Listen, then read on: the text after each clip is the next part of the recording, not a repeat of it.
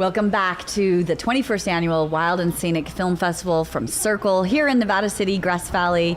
We're happy to have you here. I'm Kimberly Ewing, your host today for the Media Lounge, and just so moved by Daniel Curry sitting next to me. He is the star and subject of The Range Rider, and I've seen the movie 3 times, Daniel. I am a fan. Well, I appreciate that, Kimberly. Thank you for coming. Yeah. Where did you come from today or yesterday? Yesterday we actually came up north from Santa Barbara. We woke up at like 4 or 5. I don't really remember. It was quite early, and then just drove 8 hours to Wild and Scenic. So thank you for having me. I really appreciate the opportunity to come out here and talk to you. So such a joy. And you are the Range Rider. Tell our audience what that means, and tell us a little bit of the highlight of the film. Yeah. So I guess a range rider, by definition, is somebody who goes out on the landscape, kind of helps prevent conflict, primarily with wolves and livestock production. Mm-hmm. But for me, I guess a range rider is kind of a way of life. It's a different way of viewing the world and our relations with people and nature, and trying to find a balance. So I believe this path kind of spawned from my want to acknowledge the fact that we have an ecological impact on this planet and help people kind of adjust as we're in this ever-changing, literally, climate and just situations. So I saw in 2012, for instance, there was the wedge pack in an area. It's a geographic area where I live, and it's in between the Kettle and the Columbia River, and it's called the Wedge because it's a wedge of land, and it abuts the Canadian border there. And in 2012, there was the whole pack was it was lethally removed by the state Fish and Game. And that rancher lost a lot of cows, and then us as taxpayers paid a lot of money for that. And I was like, well, that's a lose-lose-lose. Like, that doesn't seem... there's obviously room for improvement when you have a situation that everybody's losing in. So I was like, I'm going to go up there and try and help kind of bridge a gap between animals and people and facilitate some like sustainable solutions that we can actually bring to the table. So, well, and when you say range rider, I mean, basically you're a protector of the animals to stay away, keep a sort of a disruption between where the cattle graze on the range and where the wolves live in the forest. Tell us a little bit more about that. Yeah. So that's a good point. Thanks for keeping me on track. I'm not used to all these cameras, guys. So I guess my job is to act as a buffer between large carnivorous animals and not just like livestock production, but just humans in general. Sure. I believe that by doing that, we allow coexistence to happen. We're actually fostering a space for that to happen. Currently, but historically, I mean, in 1930s, wolves were extirpated from 95% of their home range. So when they came back, 1995, we took wolves and relocated them back into the greater Yellowstone area, and then they kind of naturally spread from there. And when you think about it, like if they've been gone for so long, they come back in, there's so much viable habitat, and the prey base is really healthy.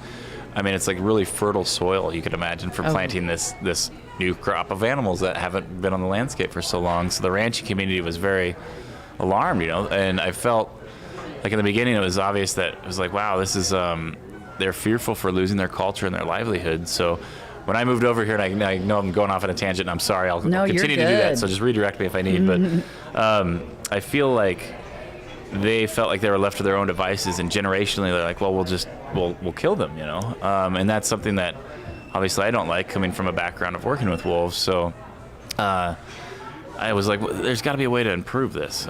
So I used my skills from working with wolves in captivity for 10 years, over a decade, and then came up here in Northeast Washington. I literally pulled out a map. It was like, oh, there's all the wolf packs. I'm going to move up to this Colville place and figure out a way. So, yeah, you literally act as a buffer on the landscape between wolves and cattle, or wolves and people's interests. So, long story short, I moved there to save wolves, and I realized real quick that those fates are intertwined, and I needed to save ranchers as well. So, well, and the story, I love the movie because it shows the history of the ranchers and what their culture is, but also it shows the ones that are not open to different solutions, but it also shows the one that you worked with and that was open to different solutions.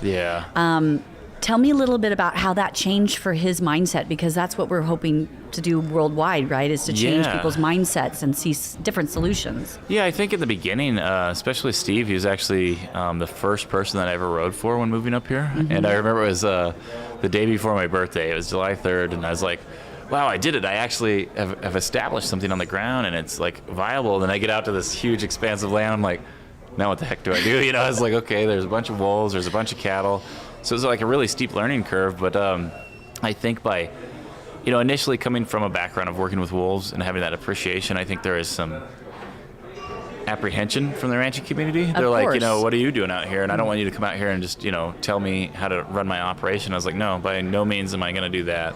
So for the first many years, I did what my uncle told me. He's like, you have 2 ears and 1 mouth, and you should, listen twice as much as you speak sometimes. So I just listened to them as human beings. I didn't judge them. I didn't categorize them into, ranchers, and I'm a wolf lover. It was just like, why do you not like them, and what are the problems that you're having? And then once I could actually address those problems, I think it opened up a dialogue for them to go, well, why did you move up here in the middle of nowhere to do this, and why do you love wolves? So there becomes a common bond and an appreciation for one another, and I think that's only fostered by being honest, being transparent, and showing up. I mean, there's a lot of times where I'd have ranchers come up in sideways snow blizzards, and they crack their window, and they're like, you're out riding today? And I'm like, I have to, to keep your animals safe and to keep my wolves safe. So, yeah, not that my wolves are my animals, but you kind of start to look at it like that, Of course, you're representing them. Yeah, correct. So, wow. Well, and I think about that film too. What was the initial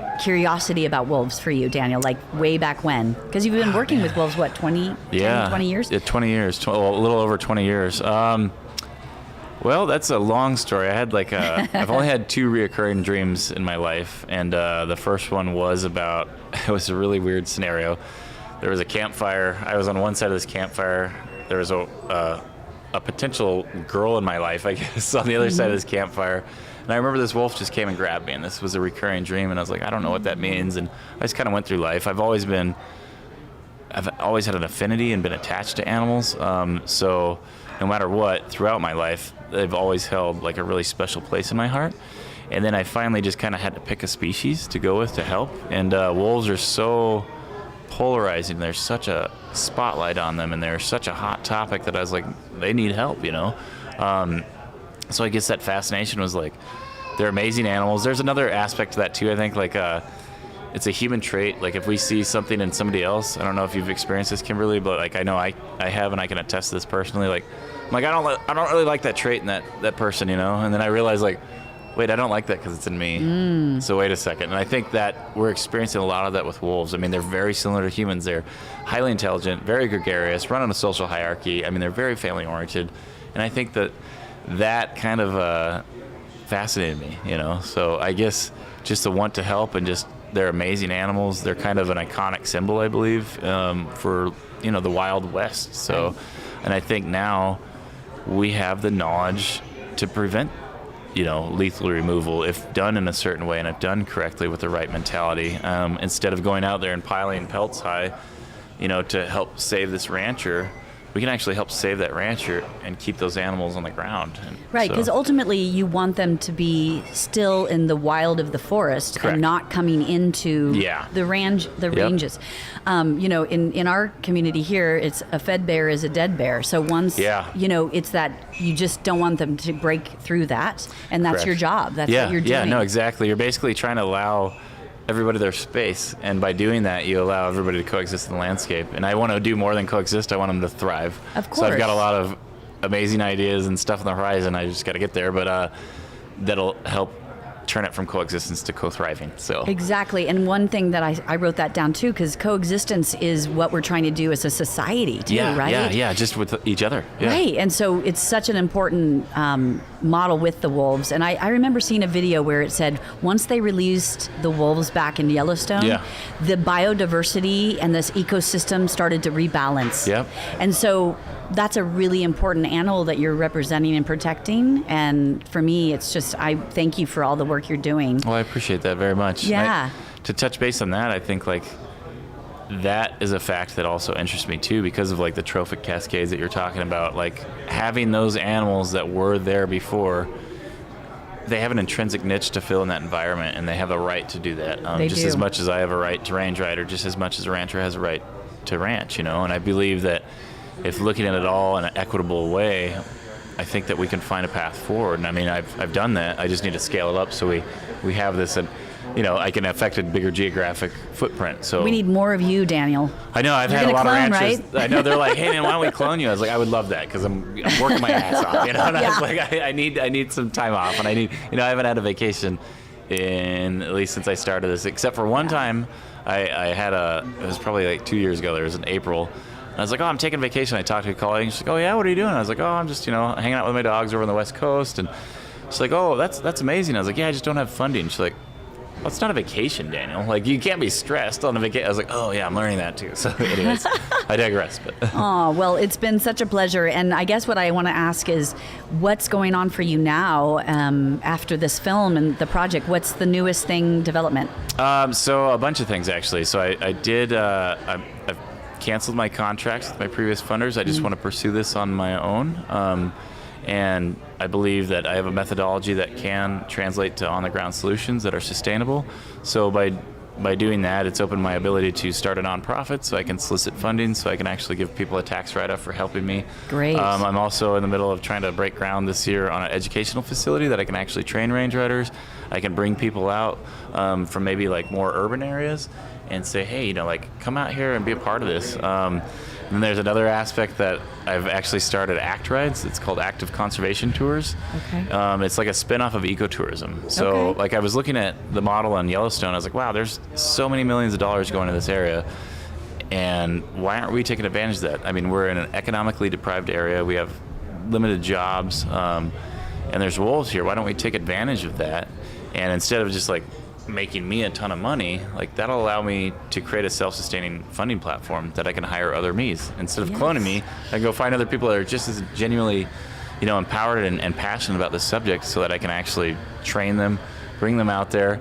But by doing that, I'm actually bringing like you guys out there to the front lines of wolf conservation. So a lot of people donate money to nonprofits and then they just don't know where it goes. Right. And I want to take a different spin on that. I'm like, if you're going to donate money to my nonprofit, I want you out here. I want you to hear the wolves. I want you to meet the rancher. I want you to eat predator-friendly beef. I want to create that connection, without all the political intrigue and all the BS that really creates hurdles that aren't necessarily needed at all. So if that answers the question. All of that sounds amazing. I want to sign up. Oh, right on. Yeah, please do.